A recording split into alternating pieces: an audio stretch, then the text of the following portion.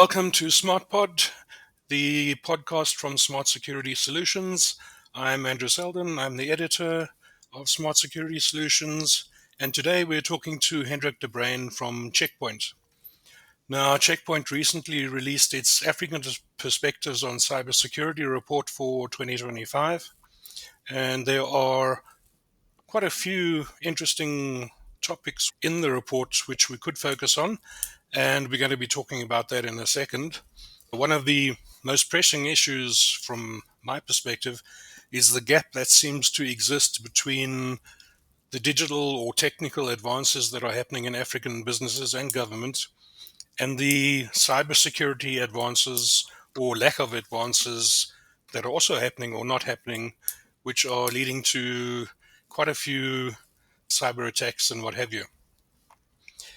So there's lots of work to be done for African organizations, government and private organizations, because the cyber criminals are also doing a lot of work and they're using a lot of new tech like AI to make themselves or make their attacks faster and more efficient. So we all have to change our approach to defenses to be able to deal with that kind of stuff. So, Hendrik, welcome to the podcast. Glad to have you here. Thank you, Andrew. It's a pleasure. And before we get into the questions, can I just ask you to introduce yourself briefly and just say a couple of words about Checkpoint, what you guys do? Perfect. Thanks, Andrew. Personally, I've spent the past 20 odd, actually almost 25 years of my life in cybersecurity. Started, as I suppose a lot of us in the cybersecurity industry do, by deploying things like firewalls over 25 years ago. And from there, my career sort of progressed into things like identity and access management, governance, risk and compliance. And then my real passion has always lied with penetration testing and ethical hacking. So that's really what I've spent my past 25 years doing. From a Checkpoint perspective, so Checkpoint has been in the industry for more than 30 years. We offer cybersecurity solutions to some of the world's largest organizations. And the solutions that we offer, I think we are best known for our firewalls. And sometimes, in terms of the firewalls, I think we are a victim of our own success because our firewalls are so popular that it almost overshadows the rest of our solutions. But now we offer comprehensive solutions that can assist organizations to cover security risks related to their perimeters, their cloud environments, their workspace environments, email, mobile, etc., and now even artificial intelligence, so security for AI. And also, on top of our solutions, we also have a lot of AI for security. So that's essentially myself and Checkpoint in a nutshell. Cool, thank you. It seems from looking at the report and from the event where you launched it, it seems that Africa seems to be behind in cybersecurity. The report shows that African organizations face just over 3,000 attacks per week versus the global average of just under 2,000 attacks. And also interesting, 41% of the cyber attacks are ransomware related in Africa, whereas the global average is 32%. So why do you think Africa is sort of so popular in terms of cyber criminals? Yeah, I think there's a couple of factors that play a role there, Andrew. The first one is, of course, a rapid digital adoption that we've seen over the last decade or so. So, traditionally, when I looked at organizational attack surfaces, what you would look at is something like the organization's internet domain that was associated with a handful of IP addresses that was publicly exposed through something like a perimeter firewall. And through the firewall, you would expose the services such as a handful of web applications, perhaps VPNs, things like that. So, understanding your attack surface was fairly easy, and it was easy to also understand the risks and the security associated with that attack surface. But what we have seen with this digital adoption is also the adoption of cloud, right? Software as a service applications. And each time we adopt those type of technologies, we are also expanding our attack surfaces. So another example of that would be our brands and our logos. Our digital identity has also become an intricate part of our organizational security, because it's those brands and logos that attackers would often use for phishing attacks.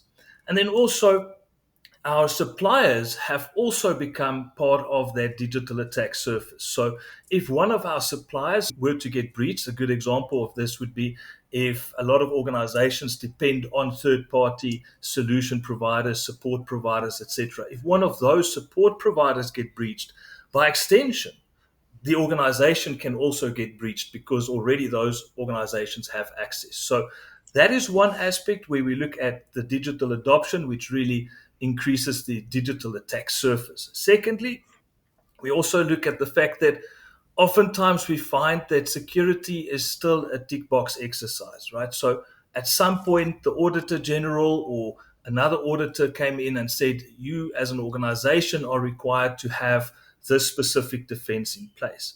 Then they would go out onto a procurement drive to procure that specific solution.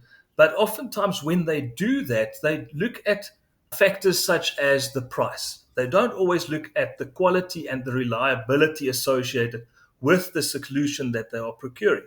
Yeah, no, that always happens. Price rules the roost. Exactly. But when you go out and you're looking at buying a new car, you don't only look at the price, right? You look at the price, yes, but you also look at the quality, the safety, and the reliability of that vehicle, because those are factors. But when we look at how certain organizations procure, they procure purely based on the price. So that is another aspect that we find, that oftentimes solutions are procured and it's not always the best quality. And then two other items that I want to mention is misconfigurations. Quite Yeah. oftentimes organizations have procured these solutions, they've deployed it, but it's not based on best practices. And that's why we still see organizations get breached regardless of the security solutions that they have deployed. So another aspect that I always like to mention, and specifically to bring it back to South Africa and the statistics we find around Africa, is I like to bring it back to the physical world. And I believe in the physical world, your best security for your home is looking less attractive than your neighbor, right? So having the higher walls, the higher fences, the bigger dog, or perhaps having the smaller TV is what you want. And that's why I believe Africa is being targeted so much, because we are looking more attractive from an attack perspective than our neighbors in other continents may. Okay, okay. And it's actually interesting how many times it was mentioned in the launch event that misconfiguration is a major issue in cyber breaches. Yeah, yeah. And we see that more and more, really. And as solutions, specifically, if you look at the cloud, cloud was promised to us to be more secure and simpler to configure and utilize. But what we found is, yes, to a certain extent, it is simpler. It's simpler to deploy new assets. It's simpler to deploy new servers and applications. But with that also comes more risks. And those addressing those risks are often a little bit more complex. Right, right. You mentioned earlier the supply chain risks, if your supplier gets hacked or something. But in the reports specifically related to ransomware, they were saying that the ransom criminals have a three-pronged attack to extortion now. Can you explain what that is? Yes, of course. So we refer to it as a triple extortion. And then I'll also mention something else that we see happening now. So, firstly, traditionally, what would have happened is when these ransomware gangs, and that's really what they are, I shouldn't actually even call them gangs, they are more like organizations now, with various role players and key individuals having specific tasks within the organizations. But in any case, be that as it may, traditionally, what would happen is they would get access to the infrastructure. From there, they would move laterally until they get to the sensitive data. And then what they would typically do is to encrypt that data. And then you would get some message informing you to pay them some amount of Bitcoin to get your data back. So that was the first stage extortion that we saw. Then what we started to see on top of that is that they now encrypted the data, and now they started going public because organizations started stopping, not paying the ransoms, etc. So to increase the pressure on the victims to really, pay for the ransom, they started taking them to the next step, and that's the second stage of extortion, where they threaten the organization to, either announce the breach publicly and go a step further by actually also announcing or publishing the data publicly, right? So that was the second stage extortion, asking you for money, or we will proceed by announcing this breach and publishing the data itself. And then this third stage now on top of that is where, if that is not successful, or sometimes even if it is successful, they would go to the third stage, which is actually reaching out to the customers that may be affected by this specific breach. So that might be the consumers themselves, or if this organization was a supplier, going back to the supply chain risks, if this organization was a supplier, then by extension, their customers could also be compromised depending on the data that the individuals, the ransomware organization or gang, got access to. So that's really how the triple extortion works. But now, the other trend that we start to see, and this happened, a case in point, I won't mention the organization itself, but one of the larger telcos in the country earlier this year got breached, and none of their data was even encrypted. It was simply a case of exfiltrating the data and then going to the second stage of extortion by saying that we will be publishing this data if you do not pay us a certain amount. So that's what we see now also, is exfiltration without encryption. Okay, interesting. I suppose, yeah, that's even worse than having your data encrypted, is having them sort of broadcasted publicly. Yes, and that's where the reputational risk really comes in, because organizations, as soon as this information becomes public, people get afraid to associate or perhaps conduct business with those entities. But that's something also that as society we should maybe consider to revisit, because the reality that we have nowadays is that organizations do get breached, and that we should not put pressure on organizations not to disclose when they get breached. I think we should rather have transparency, because through transparency, that's how we can identify the problems, bring it to the top of mind, and perhaps see if we can holistically, as society, assist in addressing these problems by creating societal awareness around cybersecurity. Right, that's actually a good point. And in South Africa now, the information regulator forces you to declare if you've been breached. Correct. But still, we find that, well, I personally believe that some of the penalties associated with it, especially when there's negligence involved, should be more severe. As I mentioned earlier, organizations do get breached. It is a reality of life nowadays.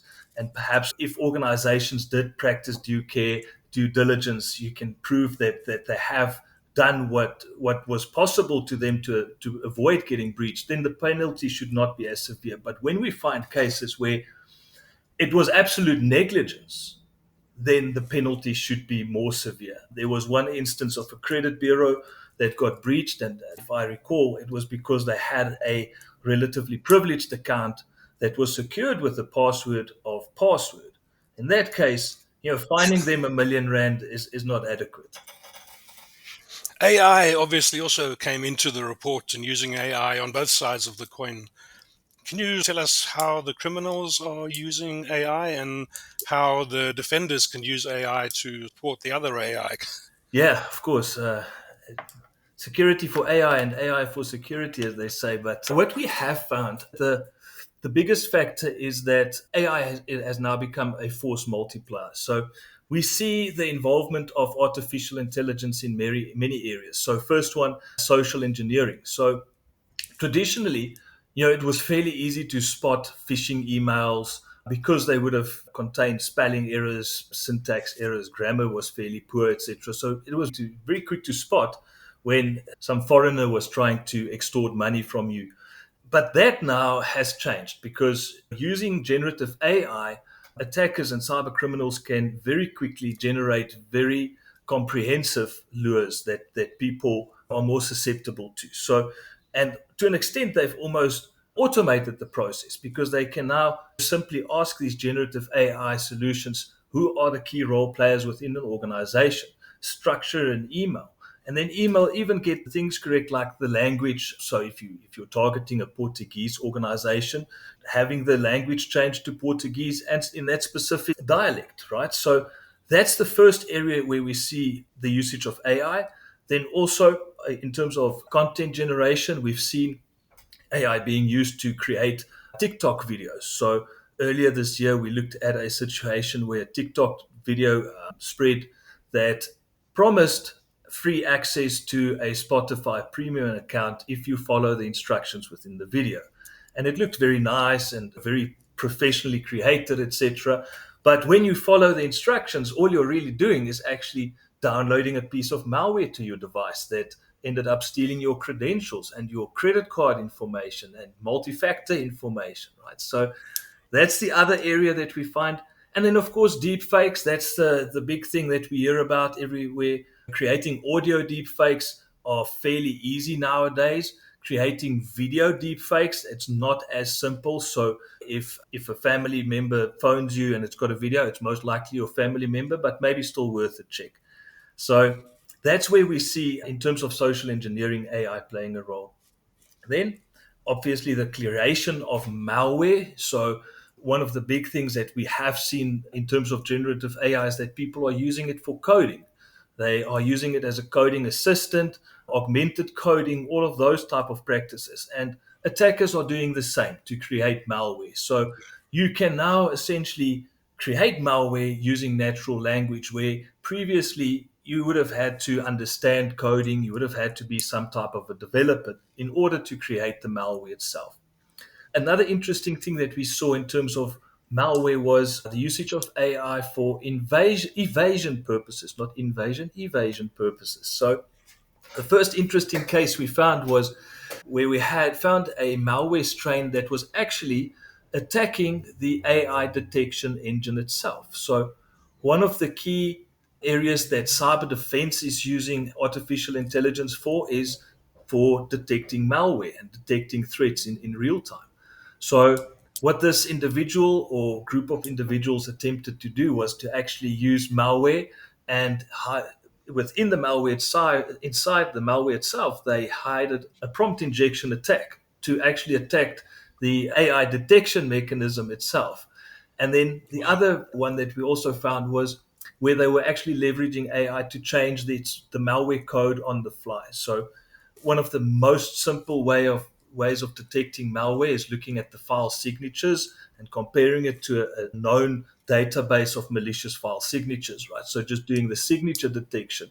And by changing its code on a continuous basis, it's essentially changing that signature and thereby avoiding detection. So very interesting use cases of how attackers are using artificial intelligence. And then one other aspect is, of course, the information side. So utilizing bots to change or spread a narrative, to change a narrative that's currently out on social media, etc. And then there was a very interesting case in where a European university actually released a bunch of bots onto Reddit with the sole purpose of actually attempting to change the opinion of the individuals within the Reddit community. So fascinating stuff on how the attackers are using it. I'm assuming you also want to hear on how we are using it, right, from a defender Yes, yes, perspective. please. We need it. So, firstly, there's a lot of talk about what AI can do and what it can't do, and machine learning and all those type of things. But one thing we can all agree on is that machine learning and AI is very good at detecting patterns. And that's specifically what we are using to detect threats. So that's the first area where we are using machine learning and artificial intelligence is in the real-time detection of threats. And we're doing it to such an extent that we actually get like a 99.9% accuracy in terms of real-time threat detection. So that's one Yeah. aspect. Contextualization and correlation is another key aspect that we use AI for. So, if we look at a typical organizational environment, there's thousands of log entries being created every couple of minutes. And if you look at the entire security estate, we typically have over 100 different systems building these logs.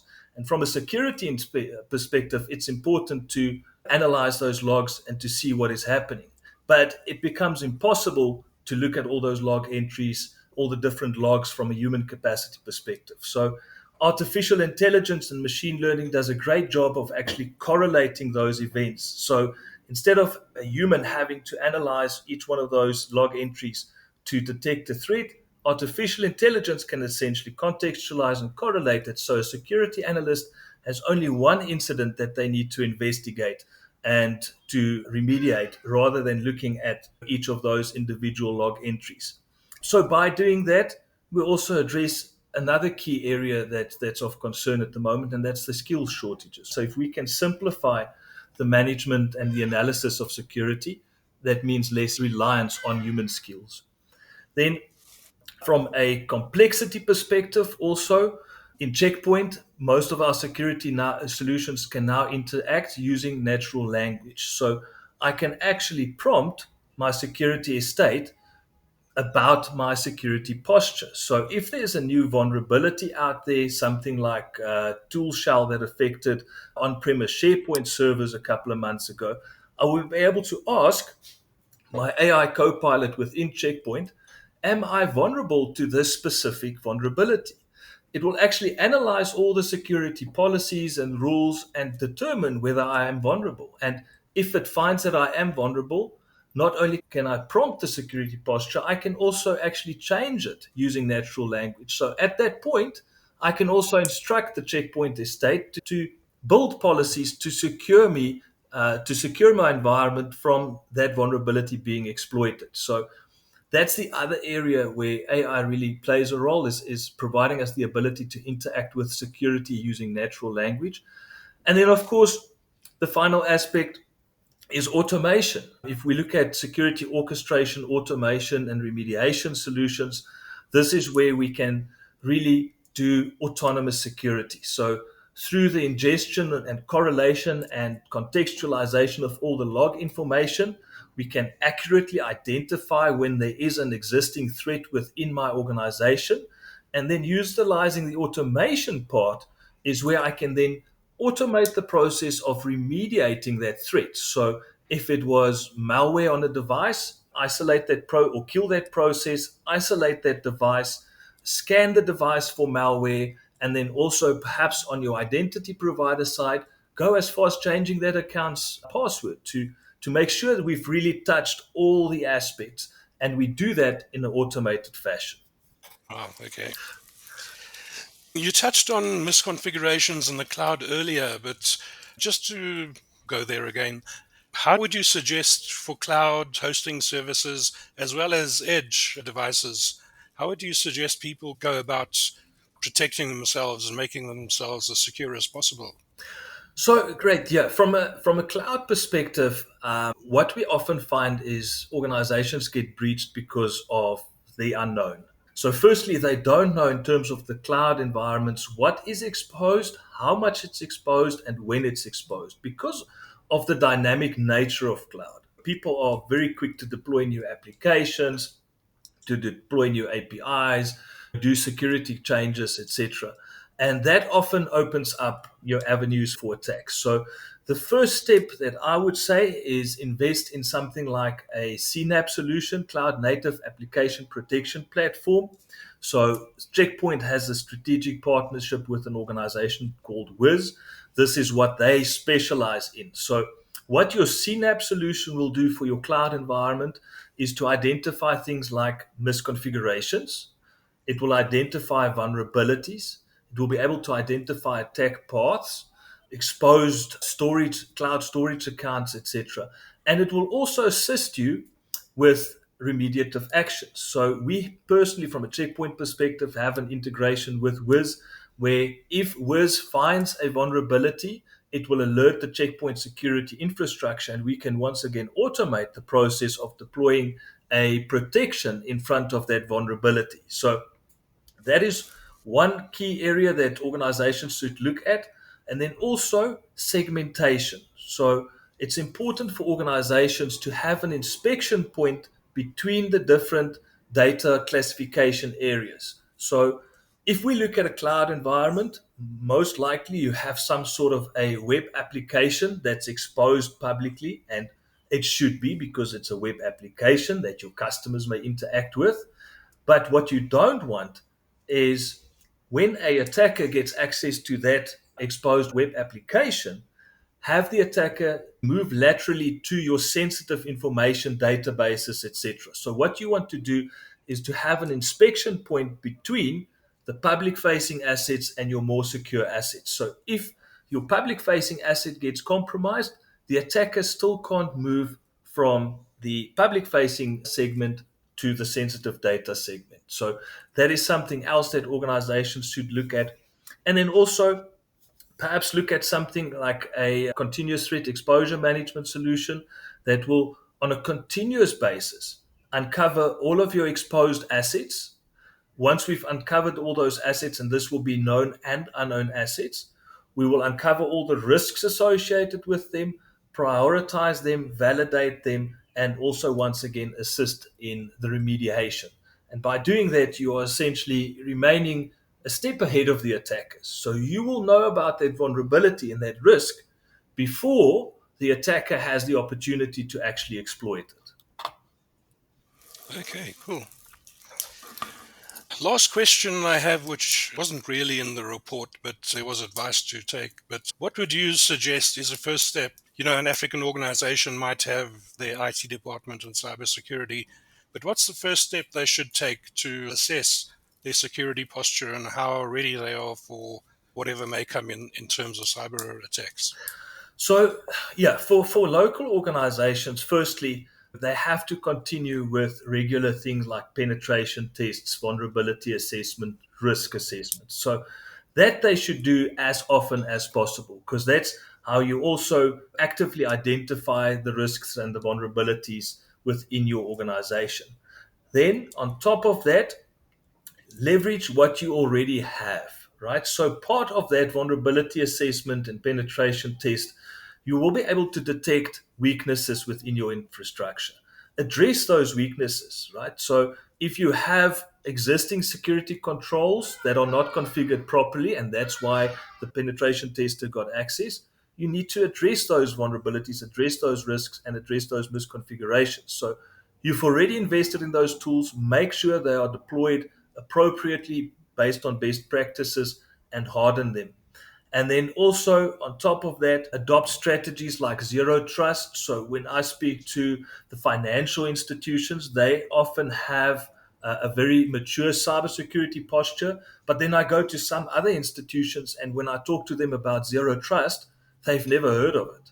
So, this is critical for organizations to educate themselves and adopt frameworks like zero trust, which is, once again, to a large extent, you can implement the fundamentals of zero trust by leveraging what you already have. It's a design and an architecture principle as much as it is a solution and a technology principle. And then, if money permits, invest in something like a continuous threat exposure management solution that will, on a continuous basis, in between the pen tests, the vulnerability assessments, understand, discover assets, find the vulnerabilities, remediate them, and keep your organization safe. Cool. Okay, when it comes to zero trust, one of the things that always confuses me is continuous verification, which is supposed to be part of the zero trust architecture. How does that actually work? Because you can't ask me to enter my password every 5 minutes or do an MFA thing every 5 minutes. Yeah.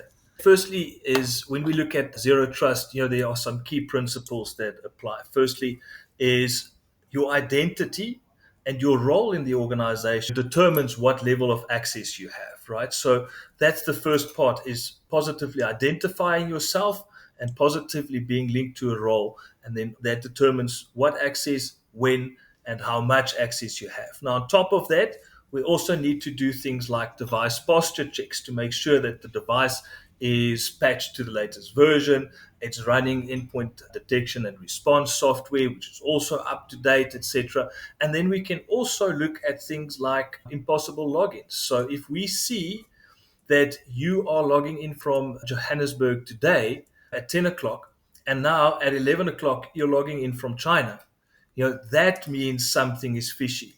So it's a combination of all those different factors that we actually use to do the continuous verification that there are now session hijacking or device hijackings, etc. So those are the mechanisms that we really use for that. I think we're out of time, so thank you, Hendrik. I really appreciate it. A lot of info we got there. And as I said, I will include the download link and context and whatever with the podcast. So thank you for your time. Really appreciate it. Thanks, Andrew. And yeah, it's going to be interesting to see where AI takes cybersecurity in the future. Well, yeah, on a final note, a couple of weeks ago, Anthropic found an attack targeting 30 different organizations, and it's estimated to have been between 80 to 90% automated. So human Wow. interaction, 10 to 20%. Wow. Okay. Crazy That's stuff. scary. Yeah. Excellent. Thank you, Andrew.